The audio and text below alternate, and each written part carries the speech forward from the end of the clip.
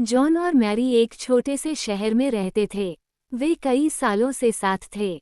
John एक factory में काम करता था और मैरी घर संभालती थी। वे एक दूसरे से बहुत प्यार करते थे। जॉन और मैरी की मुलाकात हाई स्कूल में हुई थी। वो एक फुटबॉल खिलाड़ी था और मैरी को किताबें पढ़ना पसंद था। उनकी मुलाकात लाइब्रेरी में हुई थी। जॉन को अपने होमवर्क में मदद चाहिए थी। क्या तुम इसमें मेरी मदद कर सकती हो? जॉन ने मैरी से पूछा। जरूर, मैं मदद कर सकती हूँ, मैरी ने मुस्कुराते हुए कहा।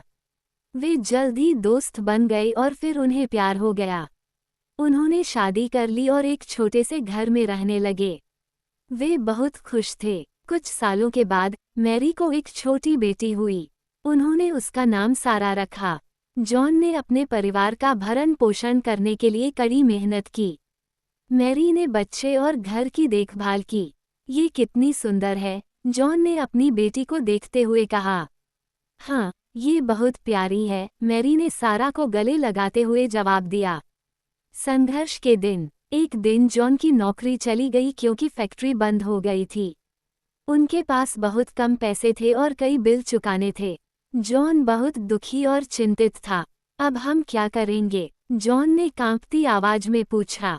मैरी ने उसका हाथ पकड़ते हुए कहा, हम कोई रास्ता निकाल लेंगे, हमारे पास एक दूसरे का साथ है। सारा अब किशोर टीनेजर हो गई थी और वो जिद्दी होने लगी थी। वह देर रात तक बाहर रहती थी और अपने माता पिता की बात नहीं सुनती थी। तुम कहाँ थी? एक रात जॉन ने सारा से पूछा।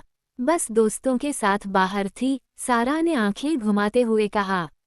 बाद में जॉन को एक कंस्ट्रक्शन कंपनी में नई नौकरी मिल गई। उन्होंने फिर से पैसे बचाना शुरू किया। उन्होंने समुद्र किनारे बीच पर पारिवारिक छुट्टियों पर जाने का फैसला किया। ये बहुत अच्छा है, मैरी ने अपने पैरों के बीच रेत महसूस करते हुए कहा।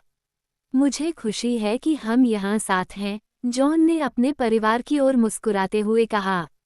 कठिन परीक्षा और विदाई। एक दिन मैरी की तबीयत बहुत खराब होने लगी।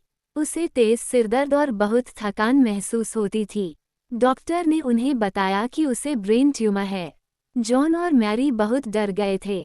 क्या मैं मर जाऊंगी? मैरी ने आंखों में आंसू भरकर पूछा।